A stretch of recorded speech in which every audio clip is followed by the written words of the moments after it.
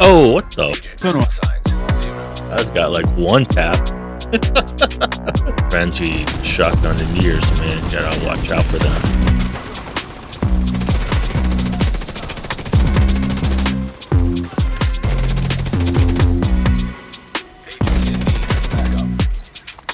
Dude gave me that work.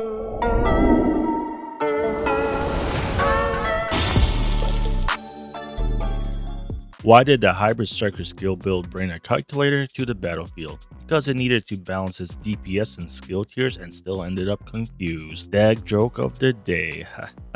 What is going on, you dag-tastic dags? Today I have a Hybrid Striker skill build that leans heavily on the unstoppable tier of the Rogue Momentum, which will overcharge your skills no matter how many skill tiers you have, giving your skills massive buffs and sometimes additional effects. Later on at the shooting range, I'm going to show you a trick to start missions or open world activities with maximum momentum each and every single time. With this build, you get the best of both worlds with respectable DPS and respectable skill damage. Your DPS or skill damage won't be the highest, but combined you'll deal out some serious damage while having the utility of your drone and turret acting like decoys that shoot. If you're new to the channel, welcome to d.a.g Gaming. I'm your host NOX'S, where my favorite thing to do is respawn. Now that I stacked a bunch of reasons why I play this type of hybrid skill build, let's dive right into the build. For the specialization, I'm going with Gunner to get that 10% armor on kill, that 10% weapon handling when you're stationary for a second, you get 5% RPM, some reload speed, and then you get the 60-second ammo delivery. For the primary, I'm using the Exotic Assault Rifle Capacitor, and it comes with both damage to armor and damage to target out of cover. It comes with the Talon Capacitance, which gives you a stack and skill damage boost, and you also get 7.5 weapon damage for each skill tier that you have, allowing you to boost the capacitor damage no matter if you have reds or yellows. And these are the mods that come with it that you can't change. Notably, it comes with 10% critical hit chance, and it comes with 30% critical hit damage, which is massive. For the secondary, you can run any ACS 12. Notably, a lot of people do run the rock and roll or the lefty. It'll come down to your preference and what kind of content you are running. I'm running mine with the talent brazen, but it's up to you which talent you want to use, and those are the mods that I am using. For the sidearm, it don't really matter. I personally never use it, but I do keep the TDI card custom as the placeholder in case Pistolero is on. For my first armor piece, I have the Exotic Memento. It comes with all 3 cores, and I have a 12% critical hit damage armor mod, and it comes with a talent kill confirm. And the way it works, when you kill an enemy, a kill confirm token is dropped, and when you pick up that kill confirm token, you get a short-term and a long-term buff. And the buffs are especially beneficial to hybrid skill builds because you get both skill efficiency, which affects every aspect of skills, and you get weapon damage to boost the capacitor's damage. And for the long-term buffs, you do get armor regen, and for the short-term buff, you do get bonus armor. Depending on your loadout with how many red cores, blue cores, or yellow cores that you have, those short-term buffs can be really nice. For the chest piece, I have a SB Zoo double crit with a critical hit chance armor mod, and I'm rocking the Talent Glass Cannon to give me that 25% amplified damage. And keep in mind, you do take 50% amplified damage, but the cool thing is your skills will not take the 50% amplified damage. They will only benefit from the 25 amplified damage going out. And the reason for the SP Zoo is for the 15% magazine size, but you can equip whichever brand set you want. It's all up to your playstyle and what you want. For the face mask, I have my first of 4 of the Striker's Battle Gear set, which allows me to benefit from the 15% weapon handling, 15% rate of fire, and unlock Striker's Gamble, which gives you 0.65 total weapon damage up to 100 stacks. And I have critical hit damage and a critical hit damage armor mod. And finally, for the gloves, the knee pads, and the holster, I have the final pieces for the Striker gear set, all stated the same with the critical hit chance. For my first skill, I have the Striker drone. It's going to be up to you how many skill tiers you have on your build, but the goal is to be overcharged constantly, meaning we will constantly benefit from those overcharged bonuses. So as long as you stay overcharged, you're going to get those nice 175% striker damage and 420 health. And those are the mods that I have for it. For my second skill, I have the assault turret. As I said before, it's up to you how many skill tiers you have on your loadout, but the goal is the same, to stay overcharged and benefit from the 175% damage and 560% health. And these are the mods that I have for it. If we take a look at the Rogue Momentum, momentum. If you go to the bottom tier, Unstoppable, when you're between 96% and 100%, you'll see that your skills become overcharged. And it doesn't matter how many skill tiers you have because your skills will benefit from the overcharged buffs. And on a side note, when you kill blacklisted enemies, you do get a 10% weapon handling and 10% critical hit chance buff for 15 seconds. And you definitely don't want to get shot by them because they do drain your momentum. For the active modifier, I just have Tactical Supremacy, but it doesn't really matter which one you want to run. I personally avoid Overdrive just because you get 70% last momentum for 150 seconds. And this gives you a greater chance not to be in the unstoppable tier of Rogue Momentum, which will severely reduce your skill damage. For my first passive modifier, I have Aggressive Drone. It boosts your striker's drone's damage by 50% but reduces the duration by 40%, but thanks to the momentum giving us 30% skill efficiency, it will help counteract this duration reduction. For my second passive modifier, I have Critical Momentum. This is great because as long as you keep shooting your gun, it's going to constantly give you a steady stream of momentum, helping you stay in the unstoppable tier and keeping your skills overcharged. And finally, I have Momentum Surge, which doubles the momentum you gain from your skill kills. For the stats, I'm sitting at 50% critical hit chance, but this will go up to 60% for 15 seconds when you kill a blacklisted enemy, and I'm sitting at 123 critical hit damage. This is a tad bit on the low side, but we will be getting plenty of total weapon damage from the Striker gear set, and we're going to get 100k armor on kill to help us stay alive. For my cores, I'm sitting at 6 reds, 1 blue, and 1 yellow. In the last season, I did play with 6 yellow cores, but the way Rogue Momentum works when you're unstoppable, overcharging your skills, it kind of made sense to me that you don't really need that many yellow cores. And honestly, as long as you can keep your momentum topped up and stay in the unstoppable tier and have your skills overcharged, you won't really miss those yellow cores. The way I play, which is super aggressive and I like to shoot my gun a lot, I don't really have an issue of keeping my momentum topped off. So I am kind of playing a high risk, high reward type of gameplay, putting all my eggs in the unstoppable Rogue Momentum basket. But if you don't like playing spicy like I do, you can definitely put on more yellow cores, or you can put more blue cores if you want. And thanks to the capacitor, you do get 7.5 weapon damage for each yellow core that you have. So as long as you play with the capacitor, you won't lose too much damage. And the cool thing about having the striker drone and the assault turret is that they do act like decoys, with the extra benefit that they do damage. So what I like to do when I'm playing solo, I'll throw out my turret somewhere nice and high where it can shoot multiple enemies constantly, and I'll launch my drone. I'll wait for them to start shooting to take the aggro of the NPCs, and while all those pesky NPCs are distracted, I'll start shooting the capacitor, or I'll shoot them with the ACS-12 to get my stacks of striker. And in prolonged encounters like missions or control points, the capacitor does a really good job of keeping the stacks up and getting stacks, thanks to the RPM boost from the striker's gear set and the RPM you get from Rogue Momentum. And when you play these type of builds, you're going to want to learn how to do cornering and shoot enemies utilizing the corners of cover and the environmental obstructions, and doing so will block a lot of the incoming shots if you are getting targeted by NPCs, because getting shot when you have glass cannon is never fun. And on a side note, if you didn't know, projectile skills like the striker drone, assault turret, sniper turret do not benefit from damage to armor or damage to targets out of cover, but they do benefit from amplified damage sources. For example, if somebody uses an overcharged pulse, which puts a weakness exploit debuff on those enemies that are pulsed, amplifying the damage against them by 15%. Well, I can only stack my 2 cents so high, so let's head over to the shooting range because I know you all love to see those big floaty damage numbers. So as promised, like I said in the intro, I'm going to show you how to start any mission or open world activity with maximum momentum. All you gotta do is go into the shooting range and build up your momentum,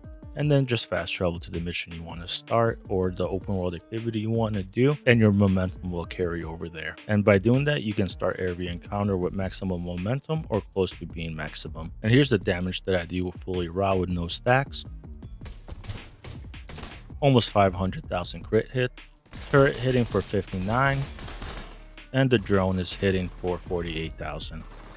And like I said before, the way I like to start the encounters is by throwing out my turret somewhere nice and high, like so, pulling out my drone, and waiting for them to start shooting to take the aggro of the NPCs. Then I'll pop out and say hello.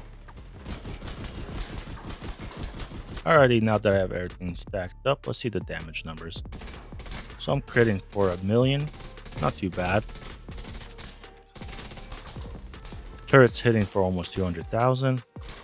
And the drone's hitting for 140,000, which is not too bad. Alrighty, let's see how fast we take out a named enemy. Yeah, that's definitely pretty quick. I wasn't even at full strikers. With everything shooting the named enemy. Oh yeah, we're definitely shredding.